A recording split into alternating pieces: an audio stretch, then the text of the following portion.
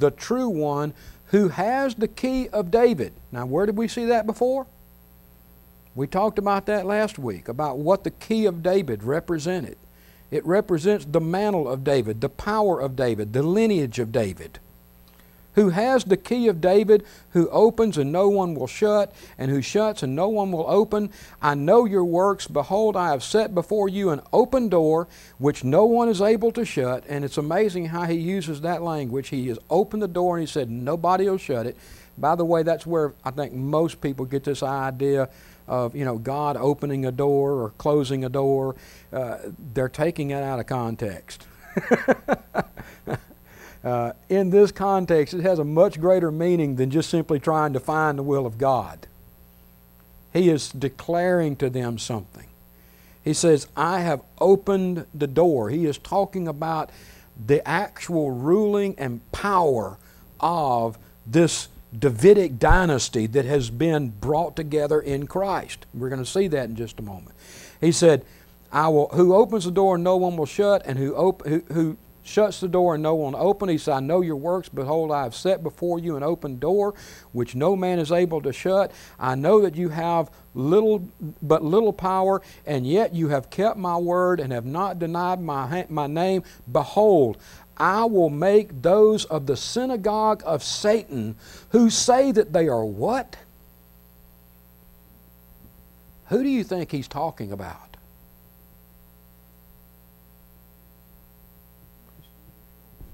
He's talking about the Jews in the synagogue that are claiming that these people are not real, that they're fakes. He's talking about the actual Jewish synagogues. He's saying they claim to be Jews and they're not. They're actually a synagogue of Satan. Why? Because they rejected the true Israel when He came. That's the same synagogue that Christ is standing in front of in Matthew 21 that we looked at this morning. Yeah. It's just a different picture here, guys, but it's the same thing. It's the same thing. He's saying the synagogue of Satan. What a strange connotation for the place where the people of Israel claimed that they worship Jehovah. But the problem is, can they really be worshiping Jehovah if they rejected Him when He stood in their midst? They may think they're worshiping Jehovah. They may claim to be worshiping the God of the Old Testament. But if they were genuinely worshiping the God of the Old Testament, they would be worshiping Jesus Christ, because that's who He is.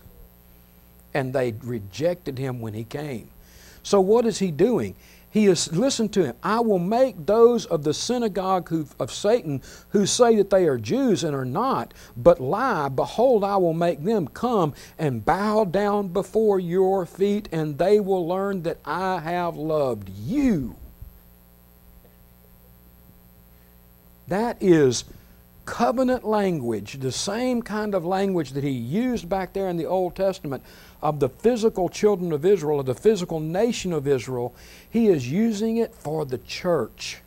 And He's calling the very ones back there in the Old Testament that claim to worship Jehovah and still claim to worship Jehovah today, He's calling them the synagogue of Satan.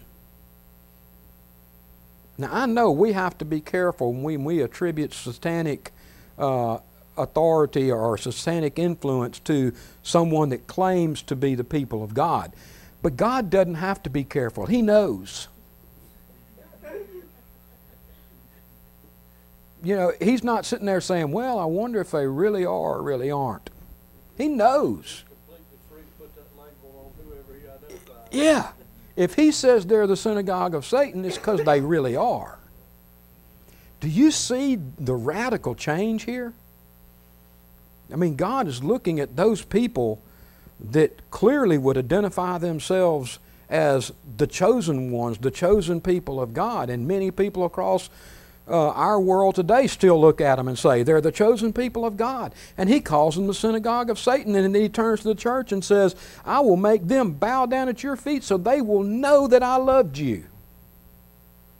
And by the way, that bowing down at your feet, that is some strong, strong language both to show subservience to the church and to show that they have basically, as Randy said, they've been discarded because of their unbelief. They no longer hold the status of a kingdom and priest unto God.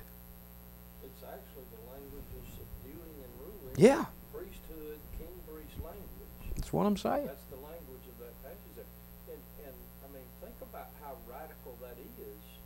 He's saying that the Jewish synagogue, the Jews, are going to come and bow down at the feet of the church. We've had it upside down for a lot of years. Yeah. Thinking that it was the church that was eventually going to come and bow down to Israel when they were restored. Not so.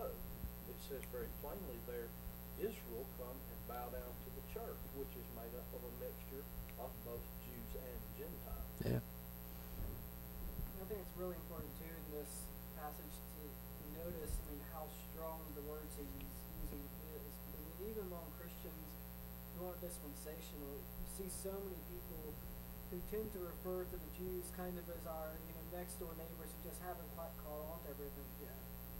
But that's not at all how that refers to it. It's not that they're just kind of behind and catching up, or that, well, they're close, but they're just missing the mark by a little bit. Our misinformed brothers. No, that's not it at all. No. So, and I mean, that's scary in a way, but it's also extremely important to realize. Yeah, it is. And really, if you go back to the Daniel 2 passage, Daniel 2, 34 and 35, which talks about the stone that was uncut by human hand, that was going to smash and grind to powder the nations, Israel becomes included in those nations. Yeah. They were included in that in Hosea. That's right. Yeah. That's right. Yeah. Notice how he goes on in this. I mean, this is strong language he uses here. He says, because you have kept my word about patient endurance, I will keep you from the hour of trial that is coming upon the whole world to try those who dwell on the earth. I am coming soon. Hold fast what you have so that no one may seize your crown. The one who conquers, or the one who endures, I will make him a pillar in the temple of my God. What is a pillar? Not a pillow. A permanent fixture. It's what holds up and supports. You pull a couple of pillars out, the building is coming down. He says, I will make you a pillar in the temple of my God. Never shall he go out of it. There's that eternal language, okay? And I will write on him the name of my God and the name of the city of my God, the New Jerusalem. What is he saying? This is the bride. I'm going to prove that to you here in just a few minutes. This is the bride. I will write on him the name of my God and the name of the city of my God, the New Jerusalem, the bride of Christ. And that's what he says about the church. Is the church? I don't want to interrupt, but it's also funny. I hear all these people making a huge deal out of the crown or being made a king or being made a ruler. But in that verse, he says, no, you're the real Jews, and you already have a crown. Make sure now that you don't let anyone take that rulership away from you. Yeah.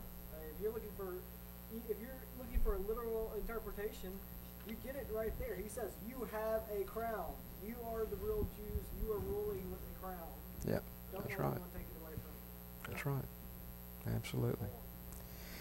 All right, guys, I know we're running out of time here again. We started a little bit late, but I'm going to try to get us on through this. We're going to kind of hurry on through this section here, even though this is some really good stuff here. Your last bullet point. Peace in the land and rebuilding of the cities in ruins would have to be understood in eternal spiritual realities.